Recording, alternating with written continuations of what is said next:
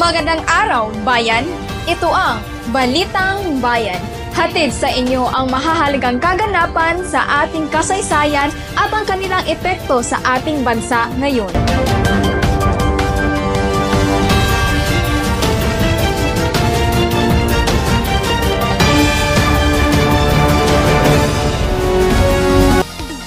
Ako si Ayana May Inan at ngayong araw, pag-uusapan natin ang dalawang makasaysayang pangyayari, ang Batas Militar at ang EDSA People Power Revolution.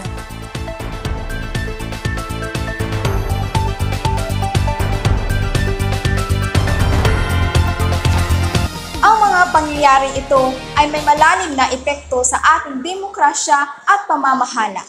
Ano nga ba ang naging epekto nila? Alamin natin sa aming espesyal na ulat. Narito ang ating field reporter na si Karen Ogario. Karen, pakisabi sa amin ang mga detalye.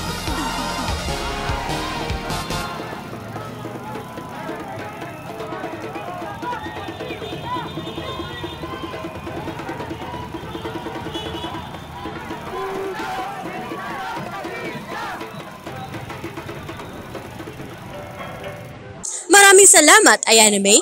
Balikan natin ang September 21, 1972 na ideklara ni dating Pangulong Ferdinand Marcos ang Batas Militar.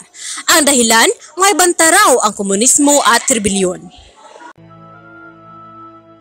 The morning of September 23, 1972 is unlike any other. The radios are silent. There are no newspapers. That night, President Marcos goes on TV and announces that he is placing the entire country under martial law. I have proclaimed martial law in accordance. Ordinary laws are suspended and the government is placed under the rule of the military. Ngunit sa sunod na 14 na taon, ang Pilipinas ay sinalim sa diktatura. Panatahimik ang mga kritiko, isinara ang mga pahayagan at marami ang hinuli o pinahirapan. Ang kapangyarihan ay nakonsentra lamang sa isang tao at nagdulot ito ng pagsupil at karapatang pantao, katauhan at abuso sa kapangyarihan. Bagamat may ilang proyektong pamimprastruktura at kaunlaran, hindi makakaila ang libu-libong biktima ng pagdukot, pagpapahirap at pagpatay.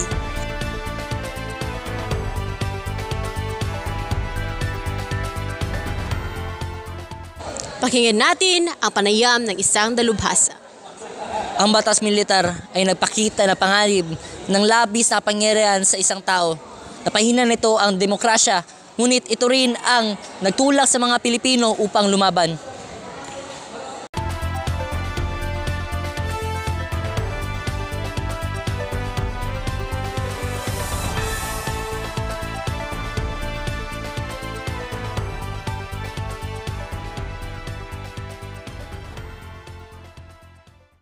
Ayan ang ating ulat tungkol sa batas militar. Balik sa iyo, Ayana May. Maraming salamat, Karen. Talaga nga namang nakakapanghinayang ang mga pangyayaring iyon. Ngunit mula sa dilim ng batas militar, muling bumangon ang ating bayan sa pamagitan ng EDSA People Power Revolution. Narito ngayon si Michelle para ibahagi sa atin ang mga detalye ng makasaysayang pag-aalsa na nagbalik sa ating demokrasya. Michelle? Mula sa diktadura, muling bumangon ang Pilipinas sa pamamagitan ng EDSA People Power Revolution noong February 1986. Milyong-milyong Pilipino ang nagtipon sa EDSA upang iprotesta ang dayaan sa halalan at pag-aabuso ng gobyerno.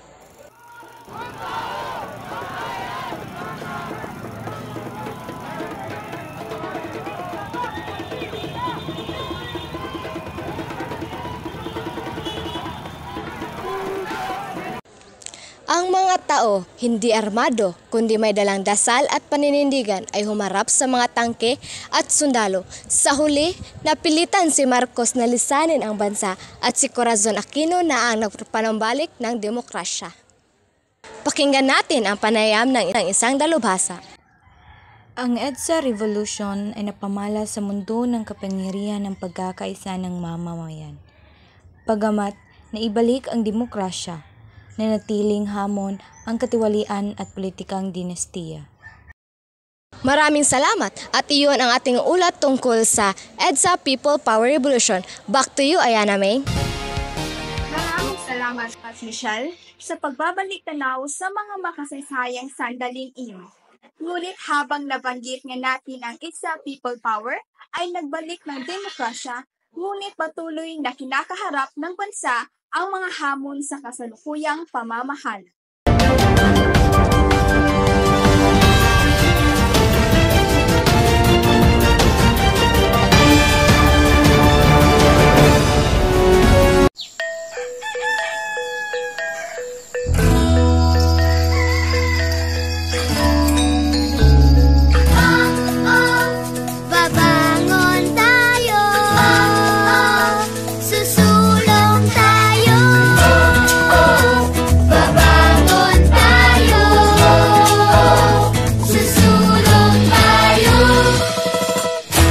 Banat ng buto, todo-todong pagkakayon. Dahil pag may tinanim, tsak na may aanilin. Tanim na kape ay ibig, sa tulong nyo di susuko. At ang pagbangon natin, ang gigising sa mundo. Babangon tayo, susulong tayo. Dahil ang pagbangon natin ito, ang gigising sa pangarap mo. Babangon tayo, susulong tayo. Babangon tayo, susulong tayo. Babangon tayo, susulong tayo.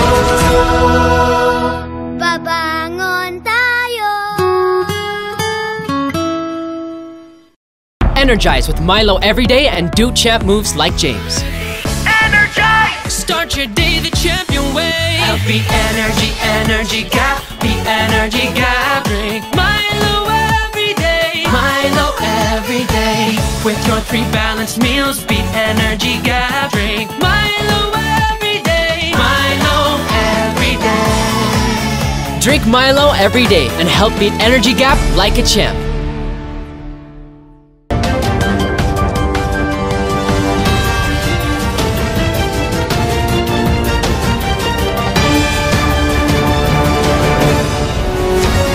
Ngayon, alamin natin kung paano ang mga pangyayaring ito ay patuloy na nakakaapekto sa ating kasulukuyang demokrasya at pamamahala. Balik sa ating studio, narito si Ayana May Inad.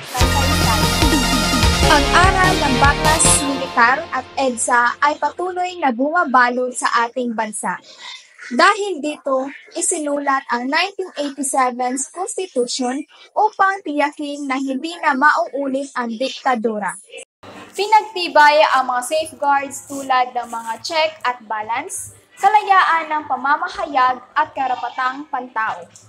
Ngunit hindi rin natin maikakaila ang mga hamon na patuloy na kinakaharap ng ating demokrasya, katiwalian, fake news at ang patuloy na pagsisikap ng ilan na baguhin ang kasaysayan. Most people do not realize the communist rebels, how close they came to Manila. And that's why it was necessary to declare martial law. Kaya't mahalaga ang pagiging mulat at aktibong pakikilahok sa demokrasya. Bilang mga Pilipinos, responsibilidad natin ang pagbabantay sa ating mga pinuno at pagtutok sa ating mga karapatan. At dyan natatapos ang ating espesyal na ulat. Maraming salamat sa inyong pagsubaybay sa Balitang Bayan. Maging mapanuri, manatiling gising at tandaan ang ating kasaysayan ang huhubog sa ating kinabukasan.